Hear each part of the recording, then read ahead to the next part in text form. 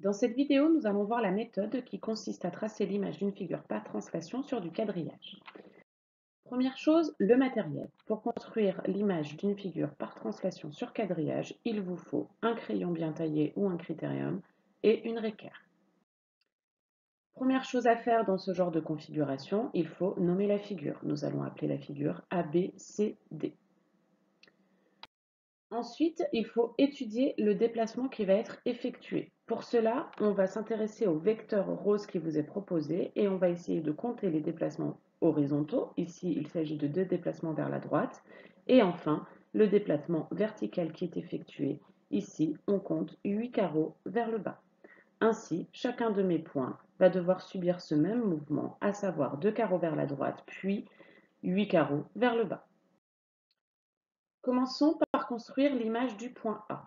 Comme dit précédemment, je vais lui faire le même déplacement que le vecteur rose, donc 2 déplacements vers la droite, puis 1, 2, 3, 4, 5, 6, 7, 8 déplacements vers le bas. Je fais une croix pour marquer mon point A, et A', et je le nomme.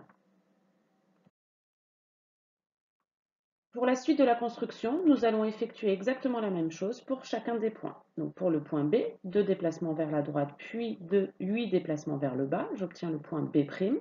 2 déplacements vers la droite pour le point C, puis 8 déplacements vers le bas, j'obtiens le point C'. Et enfin, 2 déplacements vers la droite pour le point D, ainsi que 8 déplacements vers le bas, j'obtiens le point D'. Une fois que la construction de mes 4 points est terminée, je vais relier mes points comme la figure de départ. A' est donc relié à B', B' à C', C' à D', et enfin, pour terminer, D' à A'. J'obtiens donc la figure A', B', C', D'.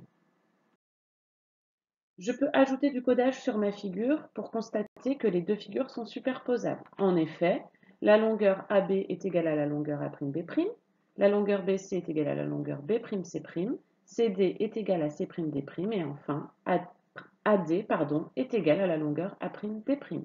Les deux figures sont parfaitement superposables. Enfin, si je relie chaque point à son image, donc A à A', B à B', C à C' et D à D', je constate que j'obtiens un vecteur de même longueur que le vecteur du déplacement et que tous mes vecteurs sont parallèles entre eux. J'ai donc bien effectué la translation de vecteur rose pour ma figure A, B, C, D.